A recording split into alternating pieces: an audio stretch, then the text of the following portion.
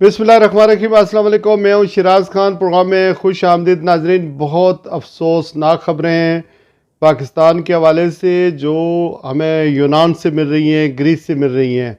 750 अफराद एक बहरी जहाज़ में या किश्ती में सवार थे जो लीबिया से इटली जा रहे थे, लेकिन यूनान में किश्ती उलट गई और उनकी अमवात वाक़या हो गई है। 750 अफराद सवार थे। इसकी क्या तफसीलात हैं, ये कौन लोग थे, किस तरह के हालात पैदा हुए, कौन कौन अंदर सवार था, ये लोग पाकिस्तान से लीबिया कैसे पहुँचे, एजेंटों ने इनको वहाँ पर कैसे पहुँचाया। मैंने इन्हीं सब सवालों के जवाबात लेने के लिए आज पाकिस्तान के यूनान के अंदर दो सहाफ़ियों के इंटरव्यू किए।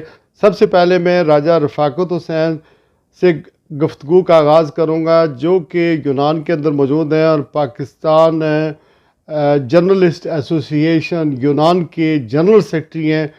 उनसे बात करूँगा और मैंने बहुत सारे सवालात रखे हैं कि आया जो वहाँ पर लोग हैं वो क्या महसूस कर रहे हैं, अथॉरिटीज़ क्या यूनान की इनको बचा सकती थी या नहीं बचा सकती थी, पाकिस्तान के वहाँ पर लोग जो है उनकी फीलिंग क्या है और क्या मैसेज ये देंगे उन पाकिस्तानियों के लिए जो मुल्क छोड़कर इन एजेंटों के हाथ लगते हैं, इन एजेंटों के झांसे में आते हैं और बेटर मुस्तकबिल के लिए अपने घर बार छोड़ते हैं और कर्जे उठाते हैं और इन मुल्कों के अंदर आते हैं।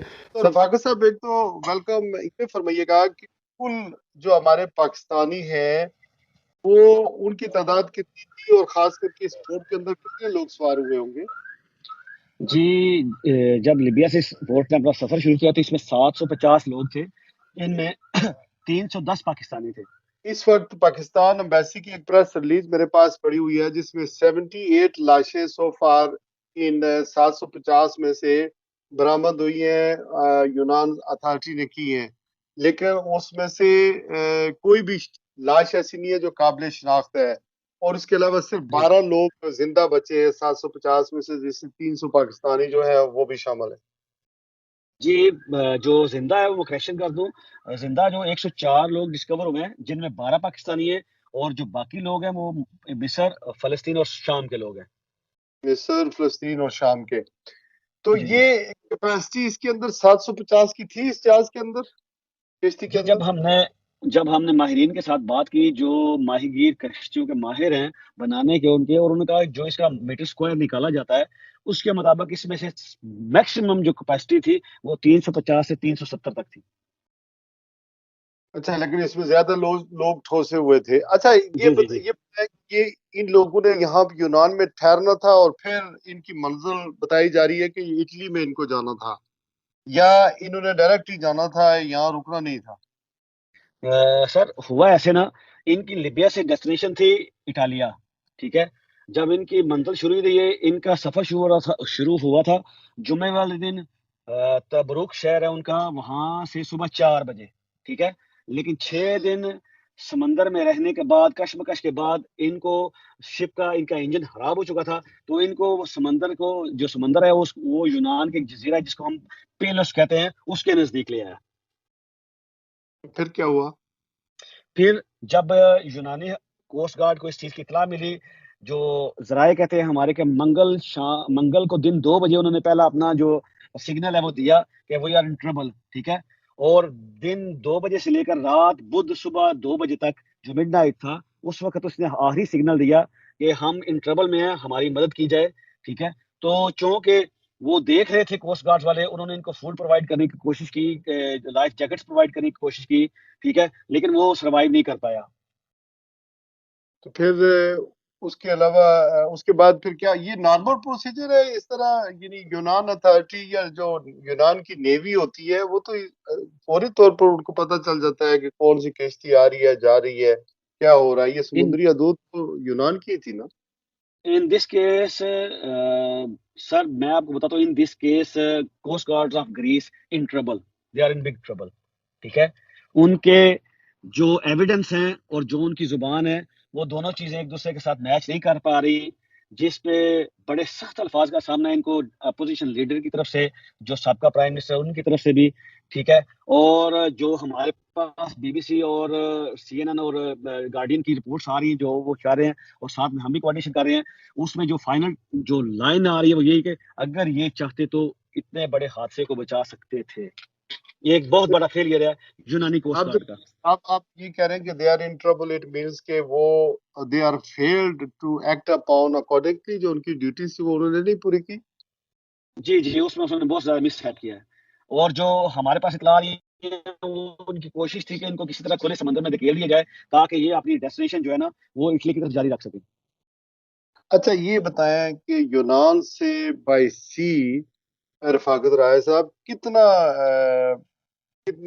फासला होगा, 2 दिन का, 3 दिन का, कितना कितना जी, इटालिया जो हम इंडिविजुअली जो यूनान के 2 पोर्ट्स हैं, जिसमें एक पात्रा की पोर्ट है, और एक जो पोर्ट है यूआनिना की, जो सबसे बड़ी पोर्ट है। वहाँ से जो अगर पैसेंजर शिप जो निकलता है इटली के लिए, तो वो तकरीबन क्या है कि काफ़ी ज़्यादा टाइम तो नहीं लगाता, लेकिन 12 से 14 घंटे उसको लग जाते हैं, जो कि बारी की बोट पे जाके लगता है। अच्छा, तो ये जो लीबिया से यूनान तक लोग आए, ये ये वैसे वीजा लेके आए थे, यहाँ पर इटली का लेकर, ये इलीगल ट्रैवल कर रहे थे? इनको पाकिस्तान में एजेंटों की मिलीभगत से पाकिस्तान से चढ़ाया गया, मुख्तलिफ एयरपोर्ट से इनको बिठाया गया और इनको लीबिया लीगल तरीके से उतारा गया। वहाँ पे इनको जिस तरह हमने देखा है कि छोटे-छोटे कमरों में बंद कर दिया गया। एक कमरे में 20-20, 30-30 बंदों को बंद कर दिया गया। उनसे पेमेंट एडवांस ले ली गई। यानी कि मैं बताता हूँ कि 310 बंदे को 20 से 25 लाख के हिसाब से एजेंटों ने तमाम पेमेंट जो है वो वसूल कर ली है। नहीं, कहाँ, पाकिस्तान में? जी, पाकिस्तान में। अच्छा, ये पाकिस्तान से वीजा किस मुल्क का लेकर निकले? बाय रोड लीबिया गए से। हैं ईरान वाली नहीं, साइड नहीं, को, या पाकिस्तान? ये बाय एयर लीबिया गए हैं। बाय एयर लीबिया गए हैं या रशिया गए हैं और रशिया से फिर इधर आए हैं?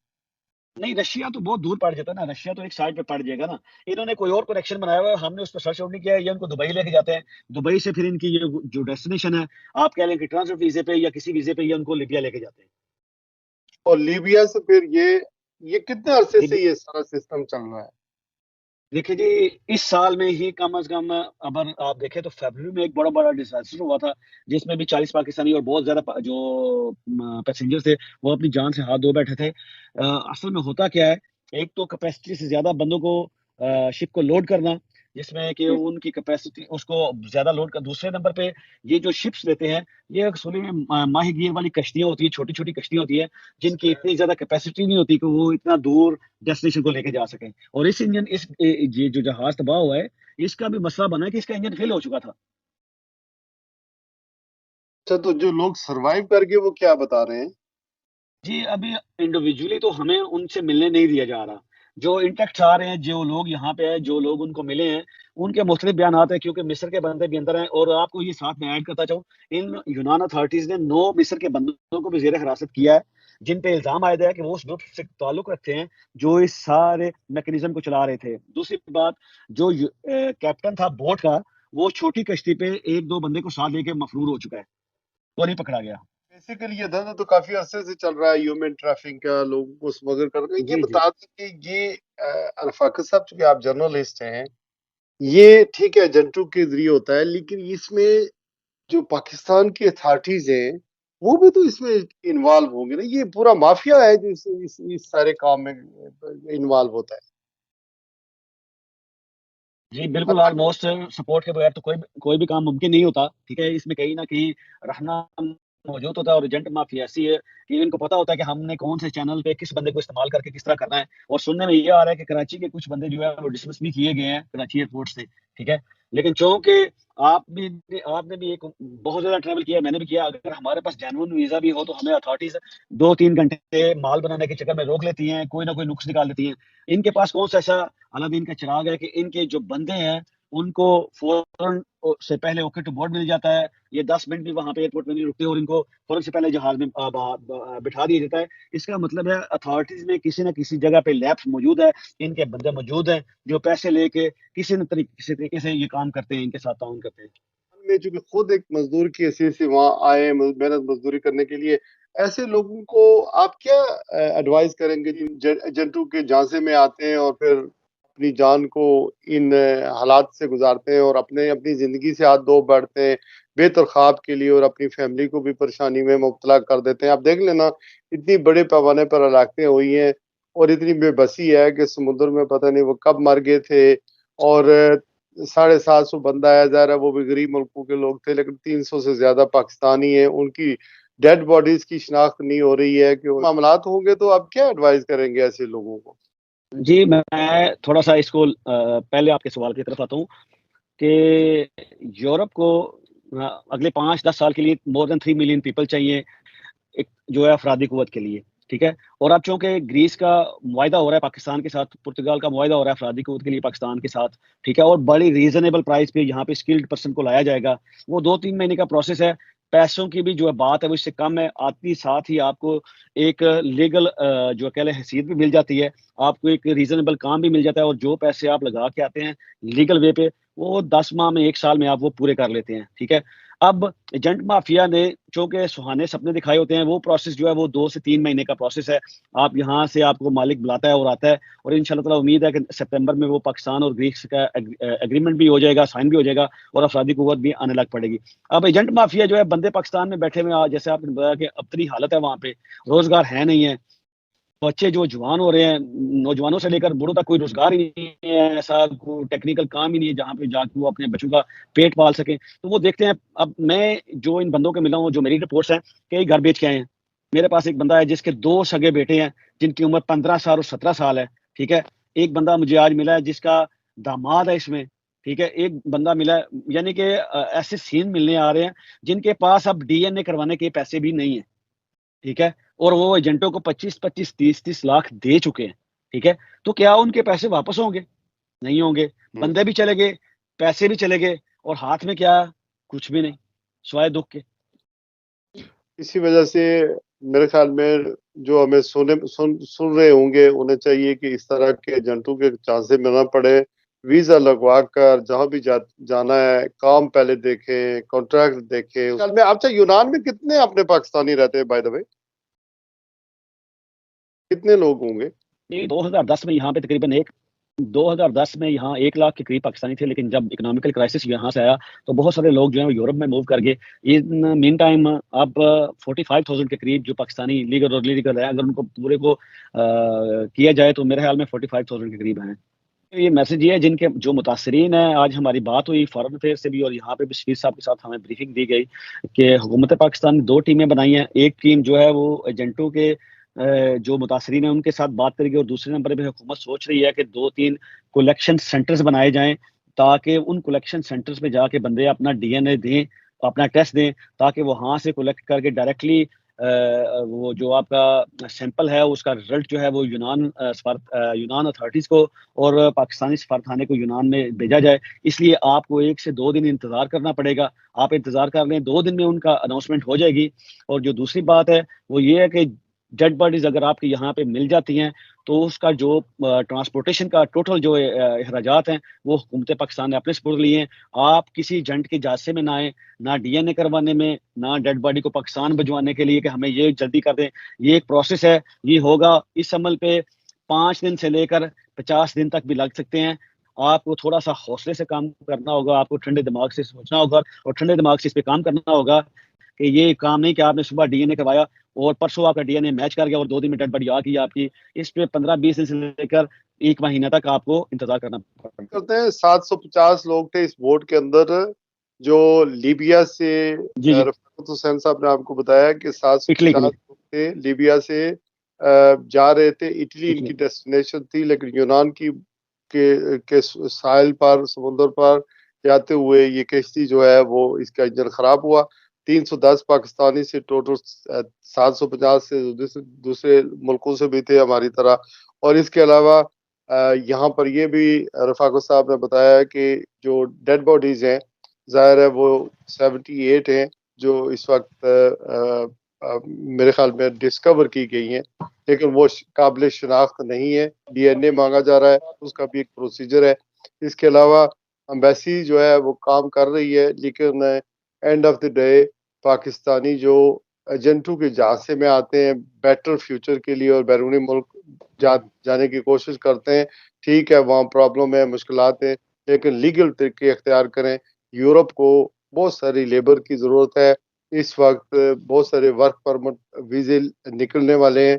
यूनान में ख़ास करके इन्होंने बताया कि बहुत सारी लेबर जो है उनको चाहिए, मुख्तलिफ़ कैटेगरीज़ में जॉब्स के मौके होंगे और इन एजेंटों से बचें। इस वक़्त ये एक हादसा हुआ है, तो सबकी तवज्जो इस तरफ है, लेकिन अनफॉर्चुनेटली हमारी जो हुकूमतें हैं या जिस तरह का हमारा सिस्टम है, ये पूरा माफिया है, पूरा नेक्सस है, जिसको तोड़ने की ज़रूरत है। लेकिन ये हुकूमतें जो कुछ मर्ज़ी करें, हमने अपना ख़्याल खुद ही रखना है और अपनी जान की हिफाज़त करनी है, वरना इस तरह के हादसात होते रहेंगे, 2-3 दिन मीडिया पर ये खबरें चलेंगी, उसके बाद ये मामला ठंडा हो जाएगा और हम कब्र के ऊपर जो है वो तख्ती लगा देंगे, फलाँ शहीद और फलाँ शहीद। इसके अलावा और कुछ होने वाला नहीं है। ये पाकिस्तानी कौम बदकिस्मत हम लोग हैं कि हमारे मुल्क के हालात इस तरह के 25 करोड़ अवाम है, 4 मौसम है, हर चीज़ मौजूद है, लेकिन हमें परदेस में जाना पड़ता है अपने बच्चों की कफ़ालत करने के लिए, अपनी फैमिली को पालने के लिए। हर किसी के साथ यही स्टोरी है। आज के लिए बस इतना ही। राजा रफ़ाकत साहब जनरल सेक्रेटरी हैं पाकिस्तान जर्नलिस्ट एसोसिएशन यूनान के। उन्होंने जो मेरे साथ बातचीत किया और हालात हाज़रा जो वहाँ पर इस वक़्त हुए, जिस तरह के मामलात हुए, उस पर खुलकर बात की है। मैं आज बड़ा रंजीदा भी हूँ और दुखी भी हूँ।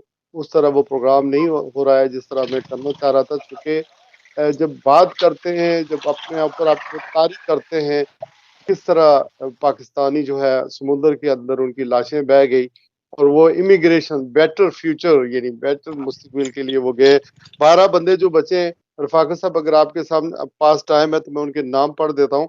एक के हैं Mohammad Adnan Bashir, son of Mohammad Bashir, district Kotli है। इसके अलावा हसीबुर रहमान है, व दबीबुर रहमान है, डिस्ट्रिक्ट कोटली आज़ाद कश्मीर है। Mohammad Hamza son of Abdul Ghafoor, district Gujranwala. Azmat Khan son of ये नाम वालिद का क्लियर नहीं है, डिस्ट्रिक्ट गुजरात है। मोहम्मद सनी सन ऑफ फारूक अहमद, इनका डिस्ट्रिक्ट है Sheikhupura. Zaid Akbar son of Akbar Ali, district Sheikhupura. Mehboob Mehtab Ali son of Mohammad Ashraf, ये डिस्ट्रिक्ट है इनका मंडी बाउद्दीन। इसके अलावा Rana Hussain son of Rana Naseer Ahmed, district Sialkot. Usman Siddiqui son of Mohammad Siddiqui, district Gujrat है। इसके अलावा ये है नंबर 10 पे Zeeshan Sarwar son of Ghulam Sarwar, district Gujranwala. Irfan Ahmed son of Shafi. इसके अलावा इमरान अराई सन ऑफ मकबूल। ये 12 लोग हैं पाकिस्तानी जो इस वक्त जिंदा हैं और नकीली यूनान अथॉरिटी की कस्टडी में है। इनसे तफ्तीश हो रही है कि क्या वाकया पेश आया, कैसे आए, ताकि उसके बाद ये पाकिस्तान की जो एम्बेसी है यूनान में एथेंस में, उन्होंने ये लिस्ट जारी की है। आज के लिए बस इतना ही। हम दुआ करते हैं कि अल्लाह ताला मरहूमीन को जन्नतुल फिरदौस में आला अरफा मकाम अता फरमाए और उनके आमीन। वरसा जो भी है उन्हें भी सब्र जमील अता फरमाए। हम ये भी दुआ करते हैं पाकिस्तान और अहले पाकिस्तान के अल्लाह ताला खैर करे और ऐसे वाक़यात ना हों। अस्सलाम आमीन। वालेकुम वरहमतुल्लाहि वबरकातुहू।